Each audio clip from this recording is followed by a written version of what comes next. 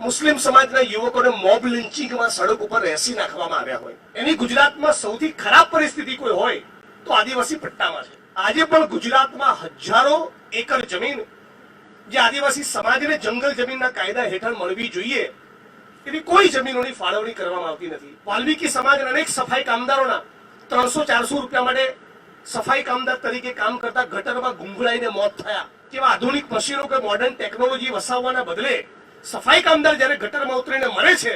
20,000 acre જમીન એવી છે જે આદિવાસી, ઓબીસી અને દલિત સમાજની માલિકીની છે. 20 કરોડ રોજગાર ઉભા કરવાના હતા. 20 કરોડ રોજગાર તો ના આપ્યા, પણ જીએસટી, નોટબંધી અને એમની અર્થનીતિના કારણે, ફક્ત કોર્પોરેટ હાઉસીસને સાચવવાની એમની જન વિરોધી અર્થનીતિના કારણે ઉલટા દેશમાં 5 થી 6 કરોડ લોકોના રોજગાર છીનવાઈ ગયા. મારે પોતાના થોડાક હેલ્થના પ્રશ્નોના કારણે હું ભારત જોડો યાત્રાના પહેલા ફેઝમાં નહોતો જઈ શક્યો. હું સતત વિચારતો હતો કે દુનિયાના ઇતિહાસમાં, માનવ સભ્યતાના ઇતિહાસમાં કોઈ પણ જાહેર જીવનનો વ્યક્તિ એ 4,000 કિલોમીટર રાષ્ટ્ર નિર્માણ માટે ભાઈચારા, પ્રેમનો અને કોમી એકતાનો સંદેશ લઈને નીકળ્યો હોય, આવો કદાચ માનવ સભ્યતાના ઇતિહાસમાં બીજો કોઈ દાખલો નથી. અને એવા સંજોગોમાં થયું જ્યારે ઉના કાંડથી આપણે બધા વાકેફ છીએ કે ફક્ત દલિત સમાજથી બિલોંગ કરતા હોવાના કારણે દલિત સમાજના 4 નિર્દોષ યુવકોને પોલીસ સ્ટેશનની બહાર ભર બજારમાં એમની ચામડી ઉતારી નાખવામાં આવી. આ ભારત જોડો યાત્રા એવા સમયમાં થઈ હતી કે ફક્ત મુસ્લિમ ધર્મથી બિલોંગ કરતા હોવાના કારણે અનેક મુસ્લિમ સમાજના યુવકોને મોબ લિન્ચિંગમાં સડક ઉપર રહેસી નાખવામાં આવ્યા હોય.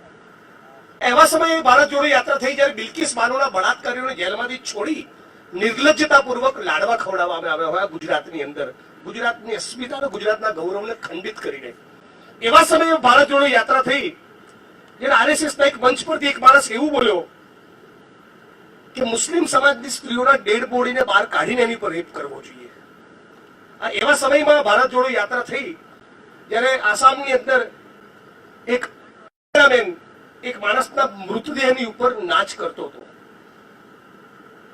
સુફી સંતોની પરંપરાની આ ભૂમિ, નરસિંહ મહેતાનું ગુજરાત અને નરસિંહ મહેતાનો દેશ, રવિદાસ, નાનક, કબીર, જ્ઞાનદેવ, નામદેવ, તુકારામ આવા ભક્તિ આંદોલનના કવિઓ, સંતો, મહંતોની આ ભૂમિ, ભારત ભૂમિ, જેમાં ગાંધી થયા, સરદાર પટેલ થયા, જેમાં સાવિત્રીબાઈ ફૂલે, જ્યોતિબા ફૂલે, રામાસ્વામી પેરિયાર, અય્યાનકલી, નારાયણ ગુરુ, ડોક્ટર બાબા સાહેબ આંબેડકર જેવા માણસો થયા. એ દેશની અંદર આ પ્રમાણે ધર્મની રાજનીતિ કરી સમાજને સતત હિન્દુ મુસલમાનમાં વિભાજિત કરવામાં આવે આરએસએસ અને ભાજપ દ્વારા, અને આ દેશના આત્મા ઉપર એક પ્રકારનો પ્રહાર કરવામાં આવેલો. આવા સમયે કોંગ્રેસ પાર્ટીએ, જાહેર જીવનના માણસોએ રાહુલ ગાંધીના નેતૃત્વમાં આ દેશના ઇન્જર્ડ થયેલા આત્માને હિલિંગ ટચ આપવાની કોશિશ કરી. આ ભારત જોડો યાત્રાનું સૌથી મોટું યોગદાન છે. અને એ જ ભારત જોડો યાત્રા 4,000 કિલોમીટરની સફળતા બાદ ગુજરાતમાં પહોંચે છે ભારત જોડો ન્યાય યાત્રા સ્વરૂપે, અને એનો પ્રવેશ થાય છે ઝાલોદ ખાતે. એ ઝાલોદ અને એ દાહોદ જ્યાંના આદિવાસી કડિયા મજૂરોના લોહીને પરસેવાથી મારું મકાન બન્યું છે. એ ઝાલોદ અને દાહોદ જ્યાંના આદિવાસી કડિયા મજૂરોના લોહીને પરસેવાથી તમામ પત્રકાર મિત્રો જે ન્યૂઝ ચેનલોમાં અને અખબારોમાં કામ કરે છે એમના ભવનો બંધાયા છે. ગુજરાતની વિધાનસભાનું મકાન બન્યું છે, ગુજરાતનું સચિવાલય બન્યું છે, ગુજરાતના તમામ રોડ, રસ્તા, mall, multiplex, shopping centre, tower તમામના મૂળમાં આ આદિવાસી કડિયા મજૂરો જે દાહોદ અને ઝાલોદથી બિલોંગ કરે છે એમનો લોહીનો પરસેવો રહેલો છે. અને આખા યાત્રા દરમિયાન અનેક લોકો સાથે રાહુલજીની વાત થઈ, મારી વાત થઈ, કોંગ્રેસ પાર્ટીના બીજા મિત્રોની વાત થઈ. બધા સતત ફરિયાદ કરી રહ્યા છે કે વિસ્થાપન ઘટે એના માટે કોંગ્રેસ પાર્ટી જે મનરેગાનો કાયદો લઈને આવ્યું હતું એની ગુજરાતમાં સૌથી ખરાબ પરિસ્થિતિ કોઈ હોય તો આદિવાસી પટ્ટામાં છે. અને એ હતી ખરાબ પરિસ્થિતિ કે મનરેગામાં કામ તો નહીં આપવાનું, મનરેગામાં કરેલી કાળી મજૂરીના નાણાં તો નહીં ચૂકવવાના, ઉલટું જે લોકોએ મનરેગામાં મજૂરી નથી કરી એવા માણસના બનાવટી દસ્તાવેજો ક્રિએટ કરી એક સિસ્ટમેટિકલી આખી યોજનામાં સ્કેમ ચલાવવાનું એ આખા ગુજરાતમાં અને એમાં પણ સૌથી વધારે આદિવાસી વિસ્તારમાં જોવા મળ્યું. જંગલ જમીનનો કાયદો કોંગ્રેસ પાર્ટીએ બનાવ્યો. અનેક આદિવાસી સંગઠનો અને કોંગ્રેસ પાર્ટીએ સાથે મળીને આ કાયદાની રૂપરેખા તૈયાર કરેલી. એના માટે લોકોએ સંઘર્ષો કરેલા. અનેક રેલીઓ, ધરણા, આવેદનપત્રોના પગલે આ કાયદો બનેલો. એમાં આદિવાસી સમાજની પણ બહુ મહત્વની ભૂમિકા છે, જેટલી કોંગ્રેસની છે. એ છતાં આજે પણ ગુજરાતમાં હજારો એકર જમીન જે આદિવાસી સમાજને જંગલ જમીનના કાયદા હેઠળ મળવી જોઈએ એવી કોઈ જમીનોની ફાળવણી કરવામાં આવતી નથી.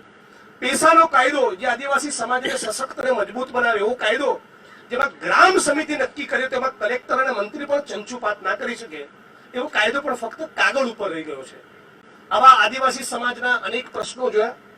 ગુજરાતમાં દલિત સમાજની શું પરિસ્થિતિ જેના વિશે આપ સૌ જાણો છો. સતત ગુજરાતની વિધાનસભાના મંચ ઉપર સડક ઉપર બોલતો હોઉં છું. સમાજ કલ્યાણ વિભાગ ચાલે, પણ સમાજ કલ્યાણ વિભાગની અંદર અસ્પૃશ્યતાની નાબૂદી માટે ફાળવેલું બજેટ શૂન્ય. એટલે આ રાજ્યની સરકાર અસ્પૃશ્યતાનું કલંક જીવતું રાખવા માંગે છે. ગુજરાતમાં આજે પણ ઠેર ઠેર માથે મેલુની પ્રથા જીવે છે. એટલે એક મનુષ્ય બીજા મનુષ્યનું મન ઉપાડવા માટે આજે પણ આ કહેવા વાઇબ્રન્ટ અને સ્વર્ણિમ ગુજરાતમાં મજબૂર છે.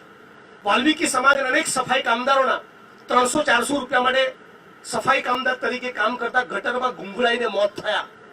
અને આ પીડિતો એક પણ વ્યક્તિએ ગટરમાં ના ઉતરવું પડે એવા રોબોટ્સ કેવા આધુનિક મશીનો કે મોડર્ન ટેકનોલોજી વસાવવાના બદલે સફાઈ કામદાર જ્યારે ગટરમાં ઉતરીને મરે છે, તેના પીડિત પરિવારો હાઈકોર્ટમાં પિટિશન ફાઇલ કરવી પડે છે સુપ્રીમ કોર્ટની ગાઈડલાઈન પ્રમાણે એમને વળતર ચૂકવાય એના માટે. પણ કદાચ આ સરકારનું માનસ એટલા માટે આવું હશે કે માનનીય નરેન્દ્રભાઈ, મને ખબર છે આ પાઠ તમે એડિટ કરી નાખશો, પણ માનનીય નરેન્દ્રભાઈએ कर्मयोगी नामना पुस्तक में એવું લખેલું કે સફાઈ કર્મીઓ को सफाई काम करने में आध्यात्मिकता का आनंद मिलता है. એટલે જ્યારે માનનીય પ્રધાનમંત્રીનું જ ટેમ્પરામેન્ટ, એમનું માઇન્ડસેટ આવું હોય, ત્યારે ગુજરાતની સરકાર અને એમનું સમાજ કલ્યાણ વિભાગ એ કેવી પ્રકારની ભાવના સફાઈ કર્મી ગટર કામદારો માટે ધરાવતી હશે આપણે બધા સમજી શકીએ છીએ. થાનગઢની ઘટના આપણે બધાએ જોયેલી છે. 19, 20 અને 24 વર્ષના 3 દુધમલ યુવાન દલિત દીકરાઓની છાતી ઉપર જ્યારે ટેરોરિસ્ટ હોય એ રીતે AK-47 ની રાઇફલથી એમની ખૂન કરવામાં આવેલા. હજી સુધી પીડિત પરિવારોને ન્યાય નથી મળ્યો અને હજી સુધી સંજય પ્રસાદની તપાસ કમિટીએ એનો જે અહેવાલ રજૂ કર્યો સરકાર સમક્ષ એ જાહેર કરતા નથી. ઉનાળા પીડિતોને હજી ન્યાય મળતો નથી. ભાનુભાઈ વણકરો આત્મવિલોપન કરવું પડ્યું. 8 એવી ઘટનાઓ બાબતનું સબમિશન એ ગુજરાતના ડીજી અને ગુજરાતની સરકારને કર્યું છે, જેમાં દલિત સમાજના, આદિવાસી સમાજના ભાઈઓ સામે ચાલીને મામલતદારને, પ્રાંત અધિકારીને, કલેક્ટરને, એસપીને સ્થાનિક પોલીસ સ્ટેશનમાં કહેતા હોય કે અમને પોલીસ રક્ષણ આપો નહીં તો અમારું ખૂન કરવામાં આવશે, ને બાદ પણ પોલીસ રક્ષણ નહીં આપતા એ 8 લોકોના ખૂન થયા. આજે પણ ગુજરાતમાં પૂરેપૂરી જવાબદારી સાથે કહું છું, હાઈકોર્ટમાં હું પોતે કેસ લડ્યો છું એટલે વાકેફ છું. 20,000 એકર જમીન એવી છે જે આદિવાસી, ઓબીસી અને દલિત સમાજની માલિકીની છે, કે દલિત સમાજને ફાળવેલી છે. સાતબારમાં એનું નામ છે. તમામ મહેસૂલ રેકોર્ડમાં એમની એન્ટ્રી બોલી છે, અને છતાં એ જમીનોમાં અસામાજિક તત્વોના, આરએસએસ અને ભાજપના લોકોના, ગુંડાઓના ગેરકાયદેસર કબજા છે. આવી કોઈ જમીન ખાલી કરવા માંગતા નથી. માનનીય પ્રધાનમંત્રી ચૂંટણી આવે ત્યારે ક્યારેક હિન્દુ થઈ જાય અને ક્યારેક ઉત્તર પ્રદેશ જાય તો પાછા ઓબીસી થઈ જાય. કેરળમાં જાય તો એવું બી કે મારી સાથે જુદા પ્રકારની અનટચેબિલિટી પ્રેક્ટિસ કરવામાં આવે છે. બિચારો બહુ પીડિત માણસ છે એટલે જુદા જુદા સ્વરૂપો ધારણ કરતું હોય છે. પણ જ્યારે જાતિ જનગણનાની વાત કરીએ ત્યારે એ પોતે ઓબીસી જેવું ભૂલી જાય છે. જાતિ જનગણના એટલા માટે મહત્વનું છે કે ગુજરાતમાં અને દેશમાં આદિવાસી સમાજની જનસંખ્યા કેટલી છે આપણને ખબર છે, દલિત સમાજની જનસંખ્યા કેટલી છે આપણને ખબર છે. તો ઓબીસી સમાજની વસ્તી ગણતરી કરવામાં માનનીય પ્રધાનમંત્રીને, ગુજરાતની સરકારને, કેન્દ્રની સરકારને દુખે છે. કેમ? આ જનગણના એટલા માટે કરાવવામાં આવી છે કે દલિત, આદિવાસી, ઓબીસી સમાજને અનામતના પ્રતાપે અત્યાર સુધી જે મળ્યું એ પેલી કેક ઉપર લાલ રંગની, ગુજરાતીમાં જેને તૂટી ફૂટી કહીએ ને, ચેરી, એટલું જ મળ્યું છે. અને તૂટી ફૂટી એ ચેરી પકડાવીને દલિત, આદિવાસી, ઓબીસી સમાજને કેક આખી ભૂલાવી દેવામાં આવી છે. રાહુલ ગાંધી અને કોંગ્રેસ પાર્ટી કેક બતાવવા માંગે છે. કરો વસ્તી ગણતરી, કરો જનસંખ્યાની ગણતરી કે કેટલા આદિવાસી, કેટલા ઓબીસી ને કેટલા દલિત, એટલે ખબર પડે કે પછી આ દલિત, આદિવાસી, ઓબીસી સમાજ જોડે જમીનોની માલિકી કેટલી છે, કોન્ટ્રાક્ટ મળે છે, એમની જોડે પેટ્રોલ પંપ કેટલા, એમની જોડે માઇનિંગ લીઝ કેટલી, એમની જોડે ગેસની એજન્સી કેટલી, એમની જોડે સત્તા અને સંપત્તિ કેટલી, એમના કેટલા માણસો મીડિયામાં અને ન્યાય તંત્રમાં. આ સાચો ન્યાય છે જેની વાત ભારત જોડો ન્યાય યાત્રા લઈને નીકળી છે. અને આ મુદ્દે સરકારનું, નરેન્દ્રભાઈનું, આરએસએસનું, ભાજપનું સદંતર મૌન છે. એટલે વોટ લેવા હોય ત્યારે ઓબીસી થવાનું, વોટ લેવા હોય ત્યારે દલિત અને આદિવાસીની વાત કરવાની, પણ જ્યારે દલિત આદિવાસી ઓબીસી સમાજ જીવનમાં ક્રાંતિકારી પરિવર્તન આવે એવો જાતિ જનગણનાનો મુદ્દો હોય ત્યારે છટકી જવાનું. આ બધા જ મુદ્દાઓને લઈને ભારત જોડો યાત્રા નીકળી છે. આપણે બધા જાણીએ છીએ કે દેશમાં મોંઘવારીની ચરમસીમા ઉપર છે, બેરોજગારીની ચરમસીમા ઉપર છે. માનનીય પ્રધાનમંત્રી દર વર્ષે 2 કરોડ રોજગારની વાત કરી. આજે 10 વર્ષ થયા એ હિસાબે 20 કરોડ રોજગાર ઉભા કરવાના હતા. 20 કરોડ રોજગાર તો ના આપ્યા, પણ જીએસટી, નોટબંધી અને એમની અર્થનીતિના કારણે, ફક્ત કોર્પોરેટ હાઉસીસને સાચવવાની એમની જનવિરોધી અર્થનીતિના કારણે ઉલટા દેશમાં 5 થી 6 કરોડ લોકોના રોજગાર છીનવાઈ ગયા. મનરેગા શ્રમિકોના, મનરેગાના યુનિયનના લોકોની સતત ડિમાન્ડ છે કે મનરેગાનું બજેટ 2 લાખ કરોડ કરવામાં આવે. ઉલટું નરેન્દ્રભાઈએ એમની સરકારીનું બજેટ ઘટાડીને 60,000 કરી નાખ્યું. સ્મોલ અને મીડિયમ સ્કેલ ઇન્ડસ્ટ્રીઝ બંધ થઈ ગઈ. વ્યાપારીઓને જીએસટીના કારણે મારી નાખ્યા. તો કોંગ્રેસ પાર્ટીએ મોદીજીની ગેરંટી સામે અમે વોરંટી આપીએ છીએ કે કોંગ્રેસ પાર્ટી અને ઇન્ડિયા અલાયન્સ ગવર્મેન્ટ ફોર્મ કરશે અને 30 લાખ ખાલી પડેલા સરકારી પદોમાં ભરતી કરવામાં આવશે. એપ્રેન્ટિસ એક્ટ હેઠળ પહેલા જ વર્ષે દેશના તમામ ગ્રેજ્યુએટ્સ અને ડિપ્લોમા કરનારા લોકોને મહિને 8,500 એમ વર્ષના 1,000 રૂપિયા આપવામાં આવશે. પેપર લીકની કેટલી પરિસ્થિતિ ગંભીર છે ગુજરાતમાં આપણે બધા જાણીએ છીએ. વિધાનસભાના મંચ ઉપરથી મેં સવાલ પૂછ્યો હતો કે એટલું તો કહો વિધાનસભાના ફ્લોર પર કે 12 પેપર ફૂટ્યા, 22 ફૂટ્યા કે 32 ફૂટ્યા. કેમ કે તમે જ્યારે આંકડો આપો કે 18 પેપર ફૂટ્યા તો તરત નેક્સ્ટ સવાલ પૂછીએ તેની 18 એફઆઈઆર બતાવો, એમાં કેટલા કેસમાં ટ્રાયલ શરૂ થઈને કેટલા લોકોને કન્વિક્ટ કર્યા. પણ પેપર લીકનો સાચો આંકડો આપતા નથી. ત્યારે ગૌરવપૂર્વક કરું છું, બાજુમાં રાજસ્થાનમાં જ્યારે કોંગ્રેસની સરકાર હતી ત્યારે અશોક ગેહલોત સાહેબની સરકારે પેપર લીકના મુદ્દે આજીવન કારાવાસની જોગવાઈ વાળો કાયદો લાવ્યા હતા. અત્યારે અમે અલાયન્સમાં છીએ, પણ એટલું કમિટમેન્ટ આપીએ છીએ ગુજરાત અને દેશના એક યુવાનને અને વિદ્યાર્થીઓને કે પેપર લીકના મુદ્દે ભારતનો સૌથી સ્ટ્રોંગ કાયદો પણ અમે પસાર કરીશું. આ અમારી યુવાનો માટેની કમિટમેન્ટ છે. ભારતીય જનતા પાર્ટી એ યુવાનો અને વિદ્યાર્થીઓને આકર્ષિત કરવા માટે entrepreneur, smart cities, GDP, growth, development, startup આવા બધા શબ્દો બોલતી હોય છે. પણ make in India, young India, startup ઇન્ડિયામાં એના ઇમ્પ્લિમેન્ટેશનની પરિસ્થિતિ બહુ ભયંકર છે.